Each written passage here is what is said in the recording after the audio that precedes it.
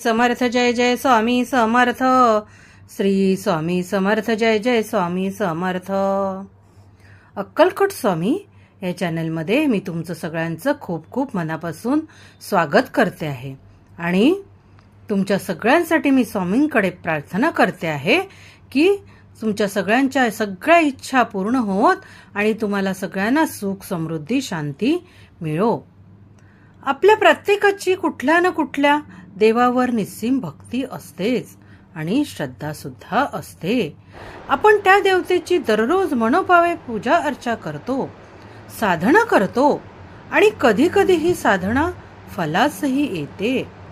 तेव्हा देवता आपल्या घरात येऊन वास करू लागतात. ही देवता जेव्हा प्रसन्न होते यांनी आपल्या वास्तूमध्ये आपल्या घरामध्ये वास करू लागते. अर्थातच हा वास अदृश्य स्वरूपात असतो. ती देवता आपल्याला दिसू शकत नाही, मात्र या देवतेकडून काही संकेत मात्र आपल्याला वारंवार प्राप्त होत असतात. असे संकेत आपण आज जाणून घेणार आहोत. जर तुम्हाला पहाटे म्हणजेच ब्रह्ममुहूर्तावर शरीरामध्ये कंपनी जाणवत असतील, शरीर जर सूक्ष्मरित्या थरथरत असेल, तर हा सर्वात मोठा संकेत आहे की आपल्या घरामध्ये आपल्या वास्तूमध्ये देवी देवतांचा वास निर्माण झालेला आहे. ते आपल्या वास्तूमध्ये वास्तव्य करत आहेत आणि त्यांच्या कृपेने सर्व काही चांगलं शुभ आणि मंगलच होणार आहे. अशाच प्रकारची कंपनी ही संध्याकाळी म्हणजे सूर्यास्त समयी सुद्धा जाणवतात. दोन वेळा आहेत, ते जर ब्रह्ममुहूर्त आणि दुसरी वेळ म्हणजे सायंकाळी जेव्हा सूर्य मावळू लागतो. या दोन वेळेला जेव्हा तुमच्या शरीरामध्ये कंपनी जाणवत असते, शरीर सूक्ष्मरित्या जर थरथरत असेल, तर हा सर्वात मोठा संकेत आहे. देवी देवतांच्या आपल्या घरातील वास्तव्याचं अनेकदा आपल्याला भविष्यामध्ये घडणाऱ्या घटनांची एक जाणीव होते आणि की आता ही गोष्ट नक्की घडणारच आहे, आता असं होणार आहे असा अंदाज अनेक जणांना येऊ लागतो आणि हा अंदाज खरा सुद्धा ठरतो. जर तुमच्याही बाबतीत तुम्हाला भविष्यातील घटनांचा अंदाज वर्तवला येत असेल, भविष्यात कोणत्या घटना घडणार आहेत ते जर तुम्हाला वर्तवलं जात असेल, तर समजा तुमच्या घरात देवी देवतांचा वास्तव्य आहे. हे जर तुम्ही सांगत असाल तर हा संकेत आहे की देवी देवतांच्या कृपेने तुम्हाला ही एक दैवी शक्ती प्रदान केलेली आहे.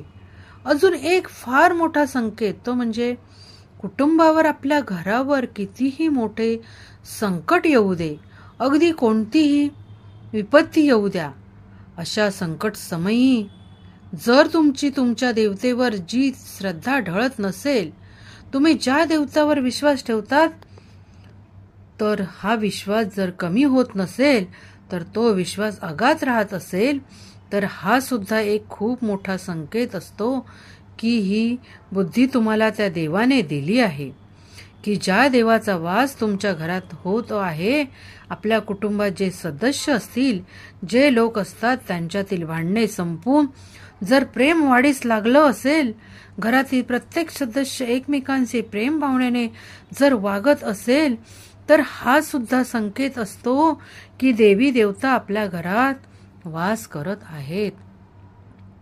अनेक जणांना स्वप्नामध्ये लहानशा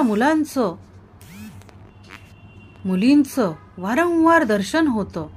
एक छोटीशी सुंदर अशी मुलगी, जणू काही प्रत्यक्ष महालक्ष्मी माता अशी छोटीशी मुलगी दिसते, निरागस मुलगी दिसते.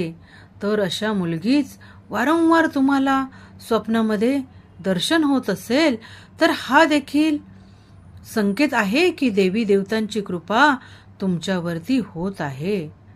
आपल्या घरामध्ये आपल्या एक प्रकारचा विशिष्ट असा सुगंध निर्माण होतो.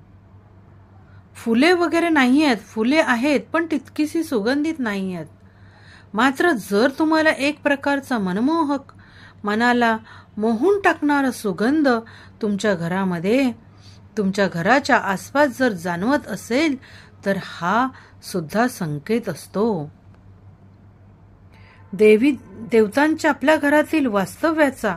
आणि एक शेवटचा संकेत तो म्हणजे आपल्या स्वयंपाकघरामध्ये गृहलक्ष्मी म्हणजे घरातील स्त्री जे काही बनवेल, काहीही बनवू द्या, जर ते स्वादिष्ट बनत असेल, चवदार बनत असेल तर माता अन्नपूर्णा प्रसन्न झाली आहे.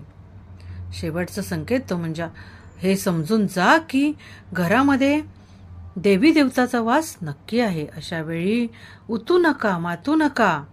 आणि या देवी देवतांना अजून कसं प्रसन्न करता येईल, याची कृपा कशी प्राप्त करता येईल, यासाठी सद्दर्शन करा, दान धर्म करा, पूजापाठ करा आणि आपला धर्म, आपली संस्कृती कधीही विसरू नका. अशा प्रकारे तुम्हाला हे देवी देवता घरी असल्याचे संकेत मिळतात. आता आपण स्वामींचा कृपातारक मंत्र म्हणूया. निशंक होई रे मना, निर्भय होई रे मना, प्रचंड स्वामीबळ पाठीशी नित्य आहे रे मना. आतर्क्य अवधूत हे स्मरणगामी, अशक्य ही शक्य करतील स्वामी, अशक्य ही शक्य करतील स्वामी. थँक्यू स्वामी.